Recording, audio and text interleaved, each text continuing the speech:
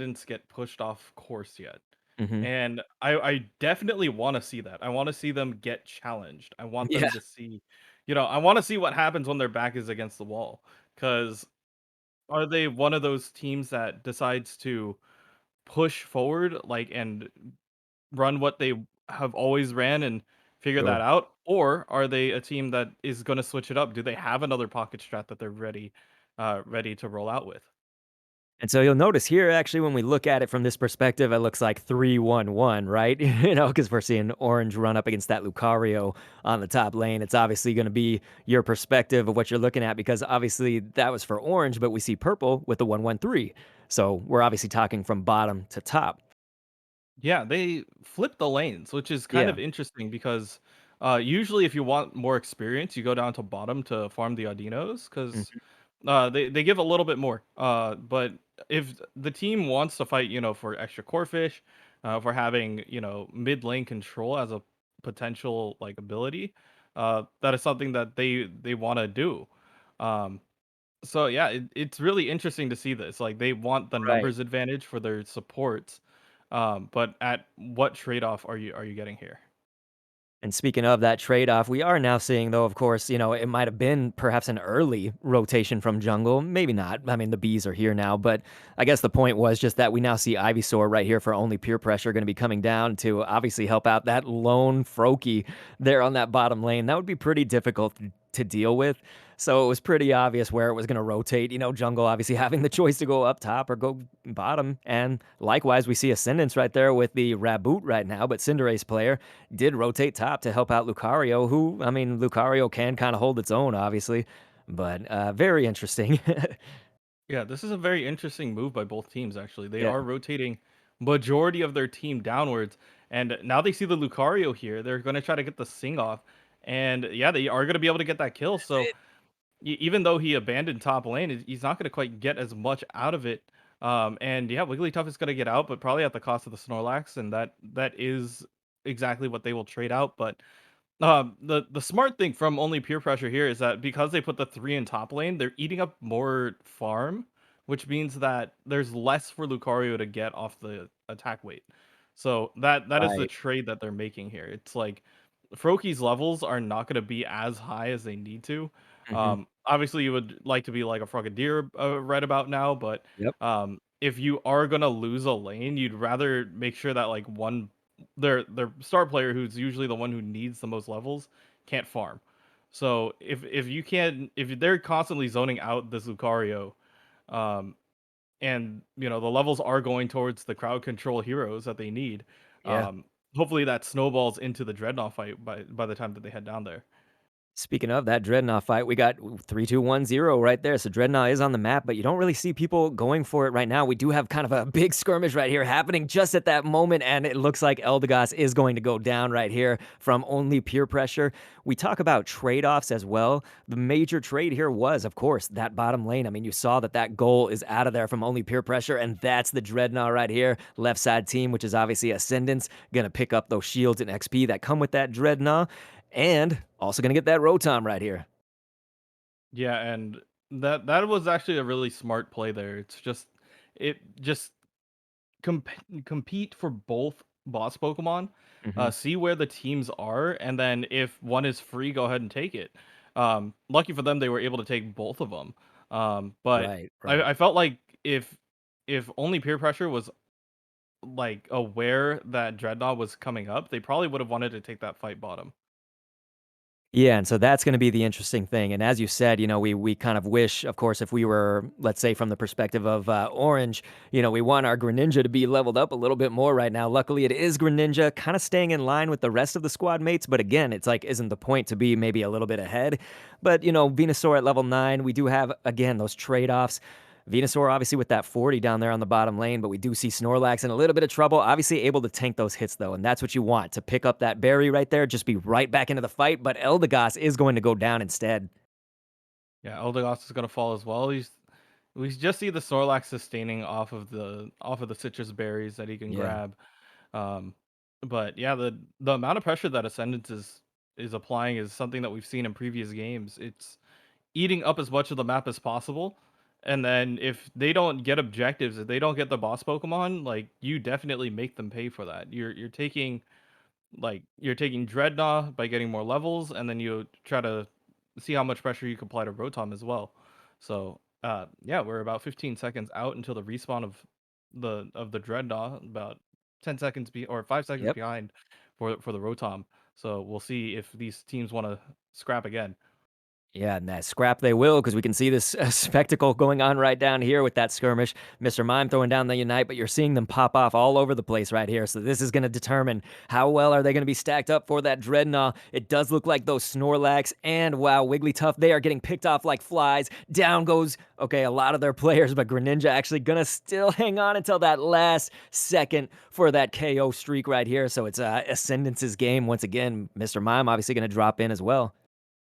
Yeah, Mr. Mime just applying a little bit more pressure to that bottom goal, and more importantly, giving space to Ascendants to go and grab the Dreadnought, get their levels. So if they want to compete for it again, it will be a 10-second Dreadnought, like 2 minutes and 10 seconds. The Dreadnought will be back, but I doubt that they want to fight that.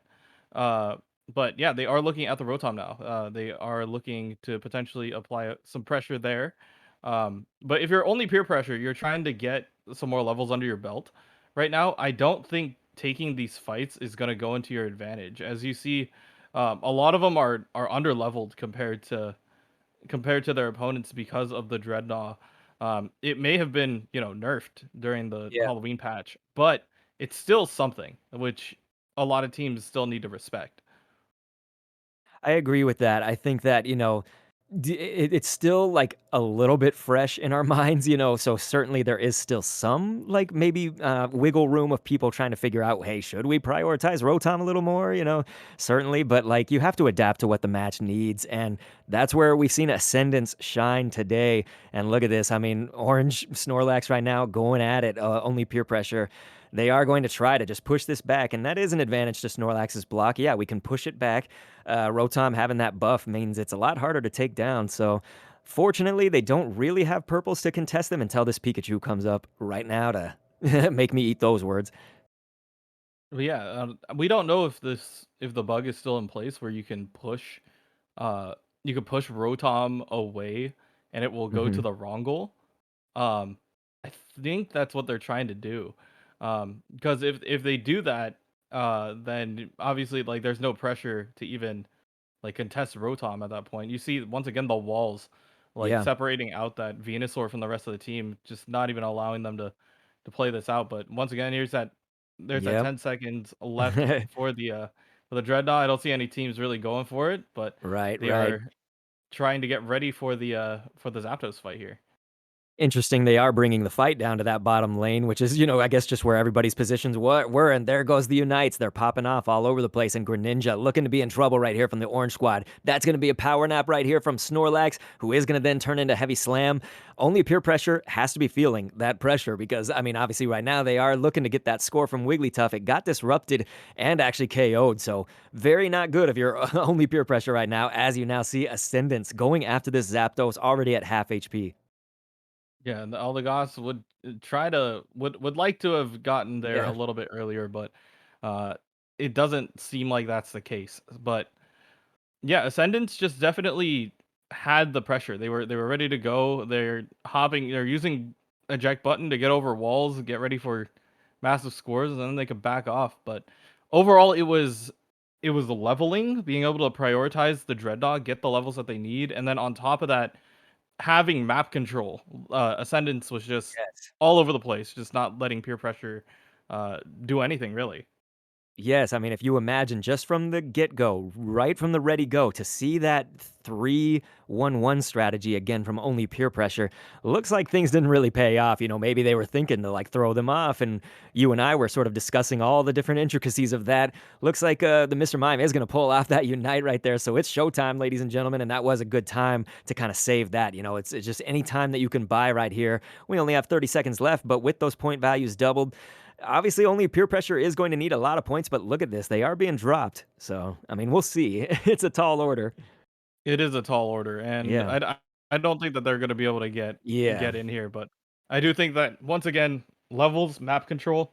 Going in the way of Ascendance, if you're only peer pressure, I feel like if you literally just swap the lanes, if you had if you have the Greninja or somebody else top to deal with to go 1v1 against Lucario, that's Sure. fine. And here's the thing, like Venusaur, it requires you to be level 5 to even get your first ability.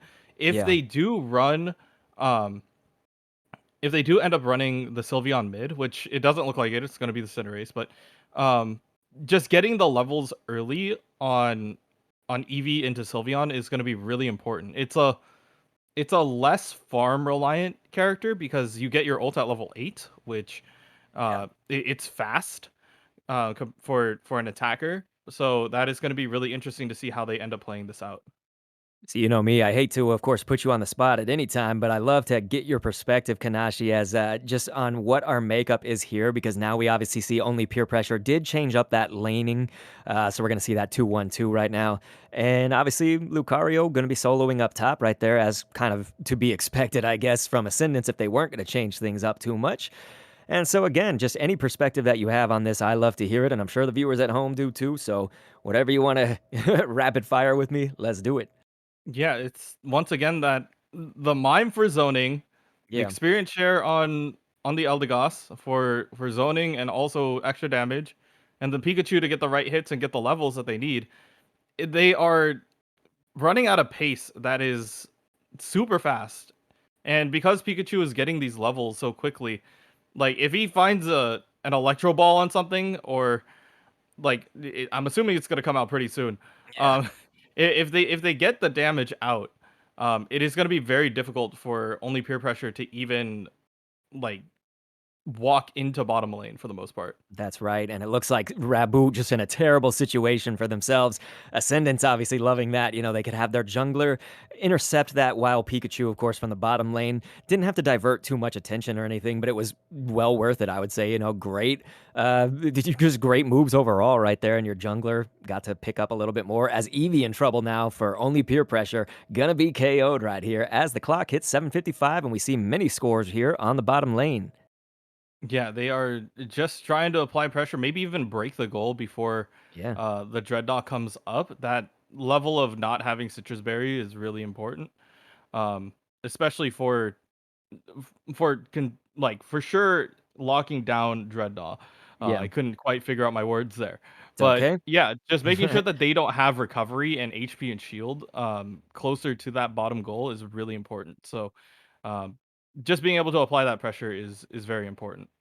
You're exactly right. The other component of that, as we see actually some pretty nice pivotal goals right there to at least get the score gap just a little bit closer here for Orange, only peer pressure.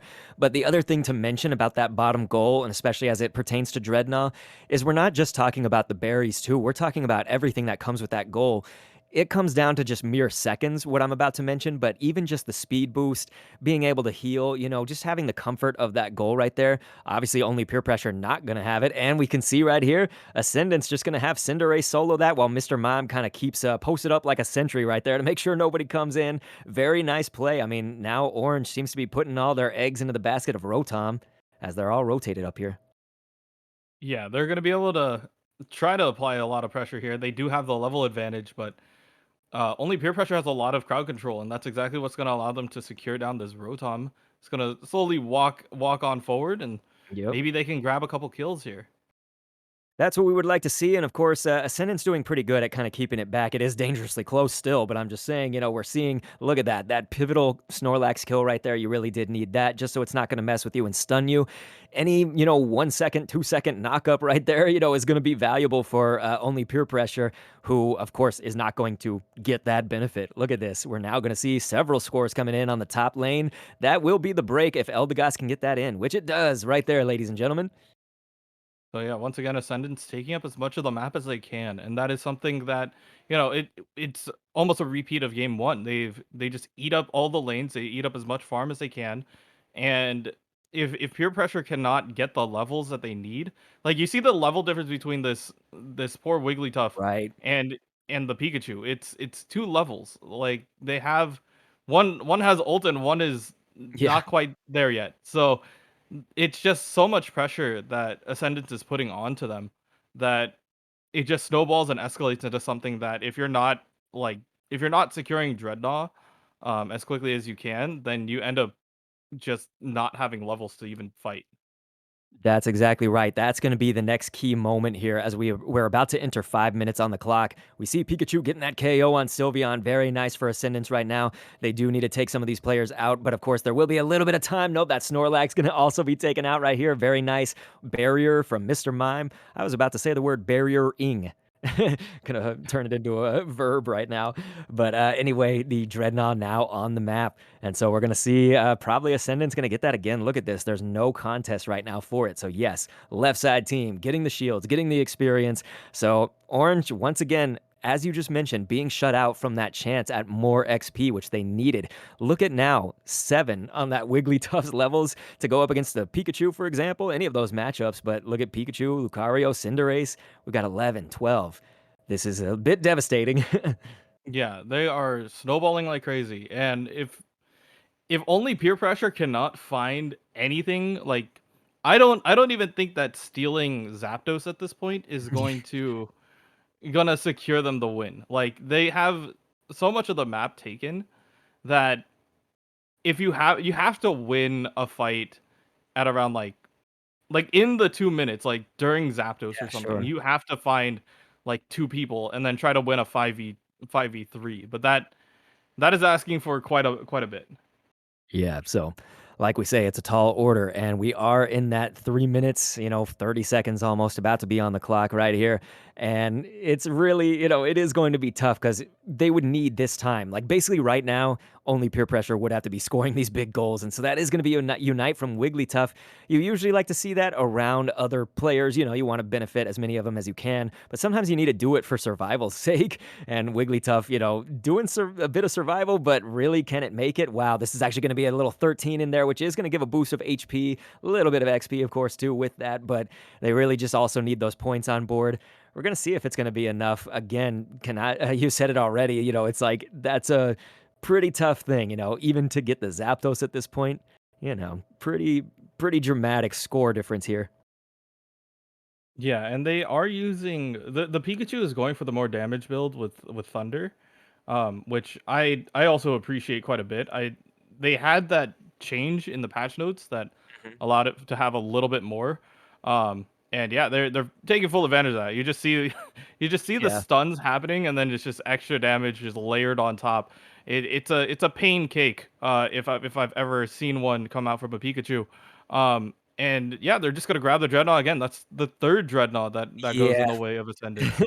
This is looking like, you'd wanna say that's all she wrote. I mean, obviously, we have a Zapdos still to come, but, I mean, look at this, just the macro play and even the micro, they're winning the team fights that they need to, but they're also winning the objectives that they needed to. I mean, Ascendance just beasting this game out right now, and so, again, they're gonna obviously see that they're in the lead, and it's very clear just from visually seeing how many goals are gone as we now enter the final stretch. Yeah, this is gonna be really interesting. If Ascendants even want to start this, or they're gonna let only peer pressure maybe start it because they know that they need it, and then deal with them later, or what are they gonna do? Mine looks like Yeah. they just want to stall it for a bit. Yep, Hey put up some guys, barriers in the choke. yeah, it's just Yeah. let's make them watch my Twitch ad for revenue. That's Right, exactly what they're right. doing. They're just putting it up, waiting. Here's another one. Yeah, so they're just trying to stall out as much time as they can because the less time that they have, the less time they have to take Zapdos and to score. So That's yeah, right. they have a lot of time to work with here. And so it does put only peer pressure in a really, like, bad spot to be, pretty, Captain Obvious, right? But we're now seeing their total team wipe right here, and so, obviously Ascendants can take that Zapdos just to be sure, why wouldn't you right now at this point? And, it's really that's all she wrote, but I would just say to analyze that once again, Mr. Mime putting up those barriers in the choke point, it's got to be frustrating if you're only peer pressure. I mean, we're now seeing 875 to 169, but they were in a position where they couldn't even really rotate to go around either top or bottom because that would just be time wasted once again. So they were trying to push through these barriers, see, hey, like, can they come down? Like, can we sneak through? And then the problem there was that the Wigglytuff would sneak through and then not be supported by anybody else. So it was really just like a lose, lose, lose all the way around. Yeah, it's just snowballing. That's I Yeah. have no other way of really saying it. That is the best term, yeah. They they just take what they can and take up the map. And if you don't get the levels that you need, you just end up getting erased, which is unfortunate. Like Yeah. uh, you'd like to see these teams like maybe make the adjustment. Like this is your back's against the wall going into this next one, right? So if you're only peer pressure, I feel like the you had the right idea to switch things up a little bit. I Mhm. would have liked to see the lanes be a little bit more like sustainable. Ascendance is still running the same comp that has worked. So hopefully we get to see the changes, these couple changes that we've seen. Is this going to be enough to throw Ascendance off their rocker a little bit? That's right. And so we've got that ready go, ladies and gentlemen. So very well, you could be looking at the last match, but we don't want to call anything for sure. It would have to be Ascendance's victory right there to bring that to the grand finals end. We are going to notice, of course, it's a 3-1-1 now for only peer pressure. So Kanashi and I were sort of wondering, what is the lane going to look like? What are all the lanes going to look like? Once again, going back with that Greninja being the solo bottom laner. So sort of interesting, although we were a little bit skeptical. We'll see. Anything can happen. Yeah, he's trying to just get whatever farm they can, Yeah. but I feel like this is always a tough battle. Like if you don't have numbers advantage, or even like if you had a second person down there to maybe even absorb a little bit, it would be so much better for it'd be so much better for the Froakie in general. I do understand like, hey, maybe we get our supports up early, maybe we all get to level 6 before Dreadnought, and then we start that fight. Um, that might be a way of going about it, but yeah, it looks like they just want to take away as much as they can from Zapdos here. Absolutely. And so what we're seeing at this point, it's we've mentioned it a lot. I mean, bottom lane is just so important right now, and they are putting the pressure ascendance on that bottom goal. So right now at 32 out of 80.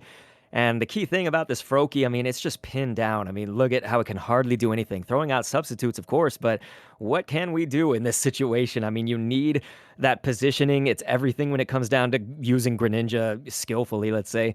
Just kind of keeping aware of your positioning in relation to where your opponents are and set up smooth KOs for your team or get the KOs yourself and keep snowballing that. But it just can't really being this lower level. I mean, you look at the levels of everybody on the field and really Froakie lagging behind largely. Yeah, it's very difficult. Like I feel like if only peer pressure comes down at 7 minutes, let's just say if they played this like the Dreadnought still Mhm. used to like previous patch, if they get the levels and they win that, it might allow them to actually win the fight, like win the game, because they need the levels on everyone here.